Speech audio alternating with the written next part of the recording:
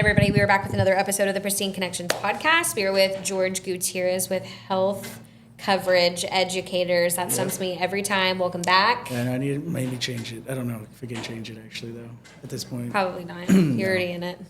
Welcome back. We're excited to have you. We have another series of questions, taking a little bit more of a deep dive into the industry itself, because we talked a lot about how health coverage has changed, still changes, everything that you have to keep up with. So we're just going to dive right in. Sounds good. I guess give us a recap from the last time we saw you. You know, what's new with the health industry? Where are you at right now? Nothing fairly new. I mean, a lot of the plans that I work with have been around for a while. They have lower deductibles and things like that as well, but that was kind of at the beginning of the year. I don't think I mentioned that before. I don't know. There's just really great options out there for people that I just want to look, that actually, you know, want to save money. They're healthy individuals. They, you know, don't go to the doctor all the time. Yeah. I mean, those plans, those are the ones I work with, individuals I work with the most. So a lot of people don't realize that the plans that I offer are out there. It's still so new to so many people. Nothing new, I would say, related to work, really. I mean, I've worked with a couple of good groups right now, and then hopefully going to get a lot of them closed, taking care of a lot of people that are, you know, closer to me friend-wise, that I think it's going to be really important to get them taken care of. Because I don't typically do individuals. I will, though, if I have to. Yeah. Because, you know, those people will end up being more important to you in the long run. Sure. Getting engaged. I mean, we got engaged. Getting married, finally have a date. We're starting to plan things out. It's starting to look really expensive for some reason. I don't know why. That's the wedding As I was just telling you guys, it was going to be, yeah, I know. And those are good clients of mine, too, honestly. Like, we go to these, the wedding expos and stuff like that, and I'm like, babe, you got to be passing out cards to all these people. Yeah. Like, they got to be getting all this. Like, they need to be understanding that we can be their agent and take care of them. For sure. Because they travel a lot. I mean, it's crazy. I mean, we even had, so she dragged me into this thing to get some new pots and pans, right? And we talked about those. Yeah, I got dragged into it. They're really freaking fancy. I don't know how to cook with them right now. I thought I was a good cook. And yeah, she wrote me into it. We went in and did the thing, and they were like, X amount of number, and they said, you know, you can get all of this stuff and replace your entire kitchen today. And I was like, that doesn't sound bad, because we have a lot of odd pots and pans from college, and my parents and her parents and sister giving away pots. So, like, none of our collection actually matches another pan. So that's the only reason I think we were wanting to do it, really. And then, the people that sold it to us was the main thing. Like, we got into there. They were 1099, all commission. They were from Alabama. And that's just like a huge, like, you know, green light to us to say, hey, what kind of coverage do you have? And turns out the guy was a business owner, owned like a rental shop kind of thing, like for canoes and stuff. And small business owner, no insurance, has looked at it, thought it was really, really expensive. And I'm like, dude, you're traveling a lot. Like, you need coverage. Yeah. Like, a lot of people try to go without it and try to, like, you know, try to say, oh, I'm healthy. I'm made of steel over there. I've heard that a lot. But yeah, you gotta take care of yourself, and that's like one of the main things. It's like you wouldn't drive without car insurance, right? And well, a lot of people do right now. Still, yeah, true. Right? It's just one of those things. You gotta have it. It's the cost now. You know, the price now compared to the cost later. For sure. Huge. What would you say is the biggest misconception in your industry right now? Misconception would be that, you know, what really makes me upset is the idea that when you go and sign for an insurance and you have an agent that helps you, that agent should then be your customer service person. That agent should be the person you go to, you want to talk to, you know, not all the time, but every quarter maybe. Yeah. Just see how things are going, because that's what I try to work with my clients. Like, I am your agent. Like, I'm here for you no matter what. A lot of people will sign up for a plan, and I talk to them all the time. They sign up for a plan, they get signed up, the agent makes a buck off of them, and then they never talk to them again. Yep. That's the biggest misconception with what we do. If I'm your agent, I am your agent. Like, I want to know everything about you. I refer it to, and no disrespect to any lawyers or anything like that, but I refer it to that idea. It's like, I need to know everything about you. I need to understand everything that's going on in your life, medical-wise, budget, everything. Income is a really big deal, especially with health insurance now. Kind of sad that way, but it is true. How much you can afford is a really big deal. Absolutely. But yeah, these people don't realize that that's one of the biggest misconceptions, is that you sign up with that agent. If you're not talking to that agent once a quarter, every 6 months, then you're missing out on a huge, ability to either change your plan at some point, find a better option, because there's always a new option out there, and a lot of agents, sadly, they won't actually refer out to other people depending on their situation. Like when I deal with my clients, it's like some of the family members might be good for my plan, some of the family members might be good for a referral partner of mine, and I'm not afraid to send that to a person. Yeah. Shout out to Leslie in Weatherford. She's a great referral partner for me. That's awesome. Down there. She does a lot of work. I mean, not just for myself, but for my team as well. Right. I have also people up north. Anthony is another really great guy. But yeah, that's just one of those things. A lot of people think that you sign up with the plan and you're never supposed to talk to your agent again. Yeah. It's crazy. That is wild. Talk to me about like industry standards. How have they changed since you've, started your business? How are you working to solve some of those changes? Obviously, some might be a little more impactful, and like you said, budget's a big thing for a lot of families. Yeah, I mean, the industry itself, hasn't changed dramatically. I mean, some people I talked to today still think that there's a penalty for not having an ACA compliant plan. Oh. And that is not the case, everybody. It's not the case. You can actually, there's no penalty. Depending on, there's in some states, I think there is a penalty. But in the state of Texas, there's no penalty for not having an ACA compliant plan. And a lot of people get scared of that because they think, that still exists, and it's not the case. Yeah. That's changed. I just want to make sure people are aware of that. That's been a change for a while, though. I would say other changes really. What was the question exactly? Just how are you working to solve some of these changes, like the way it might affect your business? Not really. As like I said, the changes is just educating people. Yeah. Making sure people are educated. There's different options out there. I talk to a lot of small business owners, and they don't realize that traditional group plan is not your only option. It'd be great for some of your employees. Like, talked to a group yesterday. She has, it's a cleaning company, 76 employees, give or take. Wow. And they're all on a traditional group health insurance policy, and they're covering 100% of all of their employees.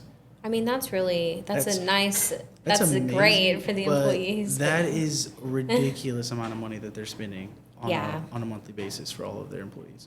I can't even imagine how much they're spending on a monthly basis. It's if you took the average person, and the average person's policy is probably like $4,000 to $8,000 depending on their age annually, and you multiplied that by 70 people. It's ridiculous. It's a hefty amount. Andrew, what's the math on that? I don't know. It's ridiculous. They're head. just spending so much money on that. Yeah. And they're getting taxed on that as well. Hopefully they're writing it off. And that's another big thing. A lot of people don't realize you can write it off as a 1099 individual. Yes, fringe benefits is a huge thing. Yes, you can go in and talk to your CPA about these things. You can write your health insurance off 100%. That's great. That's huge.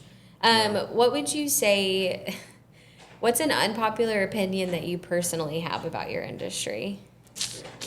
Unpopular opinion. It's not always about, I guess, people think it's about the sale, and it's not. It's about making the connection and being, the agent to your client. Yeah. Doing the best you can for your client, giving them the support they need, whether it's just a phone call or actually going in, finding doctors, fighting a claim, or things like that. A lot of people think that I'm just like here to sell you something, and that's not the case. If I spent the time, especially if you're an individual person, I'm not getting a business out of it in a way. If I'm spending the time to speak with you and try to help you, then it means like it's genuine. I'm actually trying to help you. It's not something I'm going to get very much out of. Sure. Do you feel as though trending wise, like since the pandemics happened, you know, I think a lot of people might be weary about like what they're signing up for, you know, even buying cars. Like it just in different industries in general, I think a lot of people have a lot of hesitation just because of how expensive everything has gotten over time. I mean, do you feel like that's really hindered your business? I mean, do you feel as though it's kind of like car insurance? Like I said earlier, there's actually, you'd be surprised statistically how many more people don't have car insurance right now. Just because they look at, well, you said in your first podcast, the first thing people cut out is health insurance or car insurance or right now. Life insurance. Of course. Life insurance is a big one too. So, I mean, do you feel like that's common in your industry, or it's because they just don't know? They don't know. Big thing, education in high school and college and trade schools, they don't teach you anything about health insurance and how to insure yourself, honestly. It's really scary because they're being taught to be business owners or at least work for a business owner, and they don't have any idea what they're going into. Right. They just think, oh, my employer's offering me a plan. It's really expensive. I'm either going to take it or I'm not going to take it. And you know, they suffer in that way. Yeah. I've spent $800 a month on plans before because, you know, a lot of people are like, oh, it's the deductible, and oh, it's the, you know, like what can I afford per month? I'm like, 800 is steep, but you know, am I actually getting majority of my bills covered, you know, by paying it? Like what's it actually worth? Exactly. That's the big thing, is what is it worth to you? And especially if you don't understand how your plan works. Like a lot of people just sign up for it and they don't understand how it works. And that's another thing I do as well. I do policy reviews all the time. If you send me something, I tell people all the time, I have no preference on what plan you pick. I just want to make sure you're in the best situation possible. Like, you can send me the policy you have currently through your employer. Please send it to me because I want to look at it. And if I look at it and you're telling me I'm taking all these medications, I have all these needs, and it's covering all of those things, you might be spending, you know, an extra $100 compared to the average of what you should be. Sure. I like to tell people average is take your age right now, sad, take your age, add a 0 to it, plus or minus $150. That is the average right now. Just good rule of thumb. Okay. So like, use yourself as reference. Like, how old are you right now? 28. 28, exactly. So you'd be looking at $280 on a good policy. Yeah. Right? As a female, you're in your birth giving years, obviously. So it's one of those things, it's a little higher. Yep. Men are a little less expensive, but it flips. It gets fair after men get older, they need more things. But yeah, you're looking at about $280 for a really good policy. And then you just work your way up, more coverage you want, little, you know, lesser coverage that you want. That's just how it works. And we're really stuck to this idea where, I mean, I'm really thankful for Obamacare and what it does for people, because some people really do need it. But for some people that don't and think that's their only option, it's really sad, especially the small business owner that thinks marketplace is the only option for them. They're paying full price for a marketplace plan when they don't need, they don't need maternity coverage. Yeah. They don't need drug and alcohol rehab. They don't need any kind of major psychiatric treatment. They're paying for all of these things in a really expensive policy that probably has a huge deductible or huge max out of pocket. Yeah. And they got told by some marketplace person that said an HMO is the same thing as a PPO nowadays, which is lying through their teeth. And not even close. So awful. That's another big thing, is you have these agents that go out and they're just trying to make a sale and they just want to sell you something, and it's just like, you're not doing good by that person. That's why I said earlier, like, I will refer you out to another person if I don't think you're a good fit from policies that I can sell. Sure. And I mean, I have access to a lot of different things, and it's one of those things. If you can't fit into my different policies, then you're gonna have to go to someone else, because I'm not gonna put you in that situation. And it might be for a little while, it might be for 6 months, you know, just working with them, trying to help them. But get back to the question about COVID. COVID honestly helped the health insurance industry, the one I'm in specifically, quite a bit, honestly, because it's just, they were, the idea of it was, you know, I need health insurance now. Things are expensive. You're gonna need the health insurance because of the COVID pandemic breakout. People were back home and things like that. They're thinking about family more. Our industry quite literally boomed from COVID because the idea of working from home and being an agent for someone and doing that hybrid kind of work. It definitely boomed from COVID. I can't see it kind of backing down a little bit because, you know, we're kind of entering a repression type, you know, we're not money. I would say, I don't want to say that, but it's like, Yeah. it feels like it's definitely happening. Yeah. I don't want to say like a war is coming or anything like that, but There's just a lot of change there's happening. a lot. Yeah. There's a lot. Interesting. Let's talk about risk a little bit. What's some of the biggest risks that you've taken in business, you know, as of late or just in general? That's really funny. I forgot that was a question, but the funny thing is like spending money is what scares a lot of people. I think we talked about this, spending money, and it's like you have to spend money to make money. Yes. And there's been times, you know, where my checking account looks pretty low, right? And it's one of those things. I know I'm going to make a check at the end of the week. Do I go for it, right? Keep spending money because I know I'm going to get my return on my investment, or do I, you know, play it safe and not spend that little bit of money to invest in something or sponsor something? Because it's just one of those things. It's like I know I'm going to make the money back. Yeah. I just actually have to do it. Right. Those are the big risks. Is people think, oh, I need to have all this money, you know.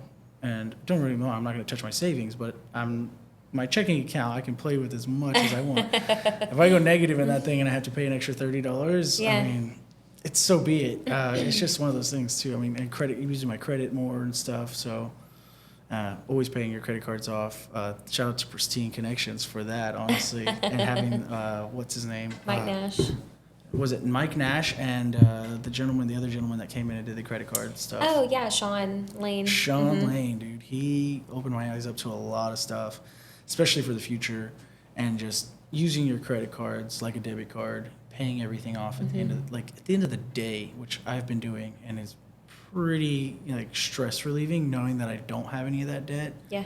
It's just being paid off at the end of the day. I mean, it's just like a debit card. Right. Exactly the same thing. Yeah, there's a lot of misconceptions about that too. But you know, you can go the Dave Ramsey way and not have credit at all, or credit cards at all, and or you do and you pay them off and get cashback ones and all of those. I grew up in a little town, and I really liked what we had a teacher, one of my teachers that did like a life class or something like that, and he quite literally made us sit down and watch Gordon Ramsay all the time. I really liked what it was at that time, and I look back at it and I'm like, dude, this guy's not helping the small business owner. This guy's not in it for like the person working 80 hours a week to run their business. He's talking to the 9 to 5, doesn't care about what happens after 5 o'clock with the business. Like, it's kind of crazy, the two different mentalities. And it's one of those things, it's like our school system and the way that was being implemented in our school system is like they were just teaching us to be a 9 to 5er, not to own our own businesses, not to want to be, not to have the drive. And it's crazy, the mindset when you flip that. It's like not drinking. Somebody yesterday, he said, I don't drink the Kool-Aid. And it was so funny because I haven't heard that in a while. But so true. It's like, don't drink the Kool-Aid. Like, you want to be a business owner, you want to do these things, don't do what a 9 to 5 person does. For sure. There's no way. For sure. So I guess, before we wrap this up, what's next for you? What's next in your business ventures? Growing the team, working with more businesses, and then I am at the point where, like, if I don't do it now, I'm never going to do it. I mean, I am going to do it, but I'm just going to start. I'm going to buy a building. I'm going to start the distillery, and I'm going to just slowly start getting it off the ground. And I've talked to a couple bankers and things like that, and they're always like, oh, you can't get this amount of loan. And I'm like, I don't need that much. So it's like, I'm just going to save up my own money and do it my own way. Yeah. And just start that way. Because it's one of those things. They're thinking they're going to get like a portion of my business at the end of the day, and that's not what's happening. For sure. That's not. Well, I remember we talked extensively about the distillery, your family's business, and all of that. So that's really exciting. Yeah. Really exciting. I really wanted to get going in the next 2 years. Yeah. And just have a product and be able to start selling it and then work into what I want to do. Absolutely. Yeah. It's going to happen. It will. Do it. Manifest it. Speak it into existence. Exactly. This year's going to be crazy. I mean, this year and a half, I guess. Getting married, probably getting a new car, getting a house, all these things. All the things. Yeah. No time like the present. You just got to do it. Yeah, yeah. I feel young again. No, I'm joking. Oh my It's gosh. crazy. Well, that's It's crazy. great. That's exciting. I loved the extra insight on the health industry. Yeah. Like you said, it's just an education piece, and there's just so much information out there, so much information you can read, whether it's true, not true. Yeah. So we appreciate you. Health coverage educators. That's what we're here Yeah, for. literally. Yeah. The name speaks it all. That's why you don't need to change it. Yeah, I guess not. I guess not. Well, It thank you works. so much for coming. We will see you next time. Great. Thank you.